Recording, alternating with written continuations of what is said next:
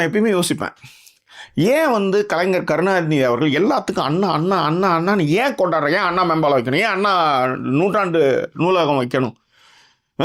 அந்த லைப்ரரியை வந்து அழித்து அதில் வந்து கல்யாணத்துக்கு வந்து சாப்பாடு போடுற இடமா மாற்றிச்சு அந்த அம்மா, இந்த இரும்பு பெண்மணின்ற சொத்துக்கு போகிற முதல் குற்றவாளி. ஸோ ஏன் ஒருத்தர் அண்ணா மேலே அவ்வளோ பரிவாக இருக்கணும்?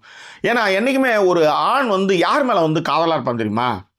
ஒரு ஆண் இன்னொரு ஆணை ஒருத்தவனுக்கு ஏன் பிடிக்கும்? நல்லா கேட்டு பாருங்கள், சைக்கலாஜிக்கலாக நீங்கள் யோசிச்சு பாருங்கள். ஒரு ஆண், நீங்கள் ஆணாகவே இருக்கலாம், ஒரு ஆணாக இருந்து ஒரு ஆணை எதற்காக உங்களுக்கு பிடிக்கும்? அவன் நம்மை விட திறமை உள்ளவனாக இருந்தால் மட்டும்தான் பிடிக்கும்.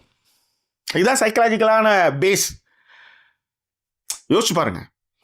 இப்போ உதாரணத்துக்கு ஏன் எனக்கு வந்து கலைஞரை பிடிக்கணும்? அவருடைய ஆளுமை. கலைஞருக்கு ஏன் அண்ணாவை பிடிக்கணும்? அவருடைய ஆளுமை, அந்த அறிவு செருக்கு. கலைஞரை ஏன் நம்மளுக்கு பிடிக்கணும்? இவ்வளவு பிரச்சனைகளுக்கு நடுவில் கடிதம் எழுதுறதுலேருந்து, கட்சி கட்டுக்கோப்பா வைக்கிறதுலேருந்து, தமிழ் புலமைகள் மீதும் அவர் பண்ணதுலே பெரிய சம்பவம் தெரியுமா? கலைஞர் பண்ணதுலே, நீங்கள் வந்து ராமேஸ்வரம் அதுக்கப்புறம் நேராக கன்னியாகுமரின்னு போனால் நீங்கள் அடுத்தது விவேகானந்தர் தான் நினச்சிக்கிறீங்க. நான் விவேகானந்தர் எதுவுமே செய்யலை. பக்கத்திலே வந்து 133 அடிக்கு வந்து ஒரு வள்ளுவர் சிலையை வைக்கிறேன்னு வச்சார் பற்றி, அதுதான் சம்பவம்.